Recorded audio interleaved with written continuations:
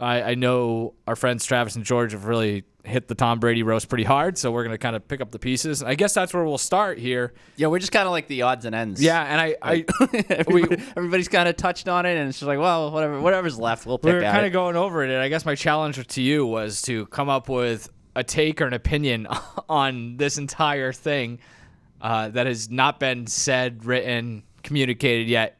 Can you do it? Where do you start on Tom Brady getting roasted on Netflix? Well, I mean, I guess to tie everything together, because I've seen a lot of people criticizing or questioning the fact of it being live just because it was, what, 3.5 hours long. Like, it was long. It's too long, yeah. And there were certain parts of it that really dragged on.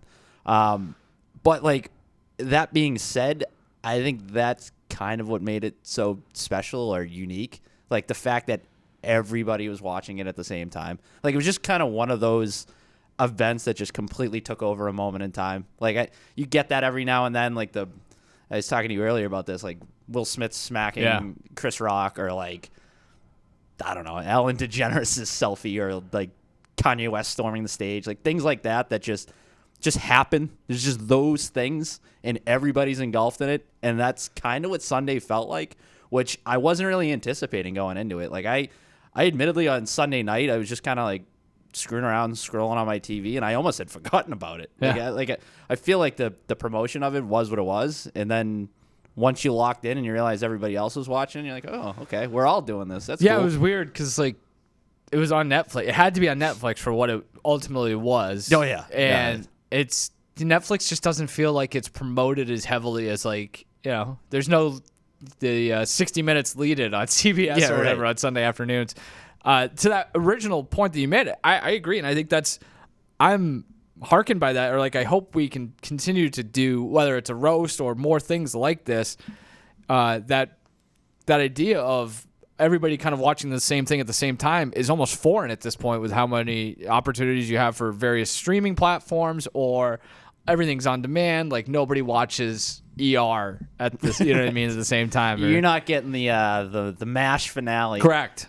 Which, again, like it kind of speaks to the whole idea of why live sports are still relatively valuable in the grand media ecosystem. Same thing for the award shows and things like that. Dude, those are all the kind of things that you mentioned. It's just these live events that you have to watch in the moment, or you're going to miss out on it. And, you know, that's FOMO still exists, so I guess that's something to consider here. For me, like the ultimate, and again, this is probably a recycled take, I guess, at this point, or it's something that somebody's already said, is I'm just kind of, I think I'm good now. Like, we can be done with this, right? With the Patriots and Tom Brady and Bill Belichick and Robert Kraft, right? One of them's retired. The other guy is probably not going to get another job. The third guy is 115 years old. We've done the Apple series. They drafted the new court. Like, we've done the multiple documentary series. Yep. I guess the last thing at this point is the Brady retirement ceremony. And at this point, why would you want tickets to that when you just basically saw a better version of that this weekend? What a snooze fest that's going to be. So I think the Patriots can go away for a while. At least the Patriots dynasty or whatever. Like, can we put it all to rest? I feel like there are some people probably stretching a little too hard or bending over backwards to call this some sort of needed healing. I think there's still some very, very icy tension, most notably between Bill Belichick and Robert Kraft. That's not going anywhere anytime soon. It may never go anywhere because Belichick holds a grudge like no other, and Kraft is just old and probably will die before fully bringing this whole thing together and reconciling with say Belichick. That stuff again. Yeah. Be careful how you talk about Robert Kraft. And I thought it was telling when Belichick and Kraft were up there, and like that was just uncomfortable, awkward, and not in the way that made this thing entertaining. It was just one guy really. It was just the same exact. It was the press conference all over again, just in a different setting, where it was Kraft so badly wants to hug the guy and have the record set straight that he believes he's the greatest coach of all time, and this, and this, and everything's rosy. Like, he didn't just fire the guy's ass into the sun. So that's not that is still raw, I feel like. So maybe that's going to take some time to heal. Do that on your own time, though, because I've had enough of this whole Patriots thing. It feels like it's all happened very recently. I was here for the last 25 years. I saw it happen, covered it, been close to it for the last 10, 15 years, and now it's just being regurgitated over and over. We need to take a break. See me again in 10 years. Maybe we'll do it again, and it'll feel a little fresher. My barber, who I need to see, by the way, told me he's not watching any of this stuff until they win another Super Bowl. He's like, I don't care if I'm 75 years old. I'm not watching the Dynasty. I'm not watching Tom versus Time. I got to check in with him on the roast. Yeah. But I was like, that's an interesting take. I don't know. I mean, you're gonna need something to do in your later years, but because I don't think they win a Super Bowl anytime soon. So that's kind of where I am. I think we're good here. Like I think we've exercised this enough. Like I think we should be. The people who need to make up either have or just are never going to. There's not a whole lot else to do. No, I agree with you. I think we should be done with this. Let's we're not go going on with to our be, lives. Though. I guarantee but you. I don't think we are. And I think it's because of that last point. I think that the fact there is seemingly still that little bit of something between Belichick and Kraft. Like, I watched that roast, and I'm like, Belichick's definitely coaching next year.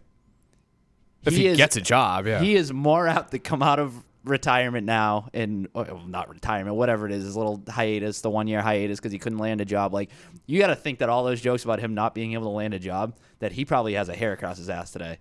And the first opportunity that he gets, whether it's Dallas, Philadelphia, Buffalo, like there's a lot of options that could be on the table next year depending on how this season goes.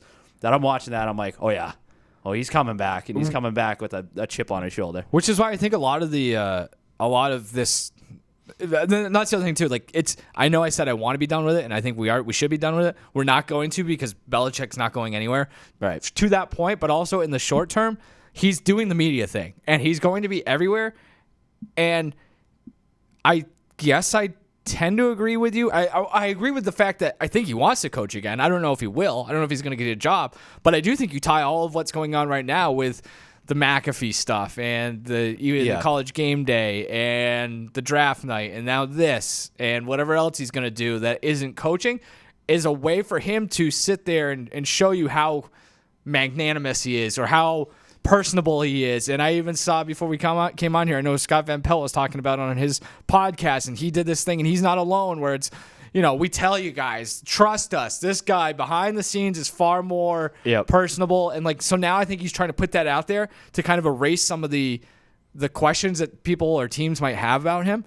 And so I think this is all maybe he wants to do it. Maybe it's great money. I also think it's somewhat contrived way of fixing his image. Is that the way you want to put it? Trying to appeal or trying to present himself as somebody who's a little more approachable than maybe he had been seen throughout his Patriots run. Which I think is smart. Like, I think him sitting out a year. I don't know if it's going to work or not, because I think at the end of the day, he is what he is. But but I mean, I think him sitting out a year and being able to maybe pick his spot next year is, in the long run, probably better off than him going to Atlanta, which seemed like it was really like the only option. Like there weren't many options for him this offseason.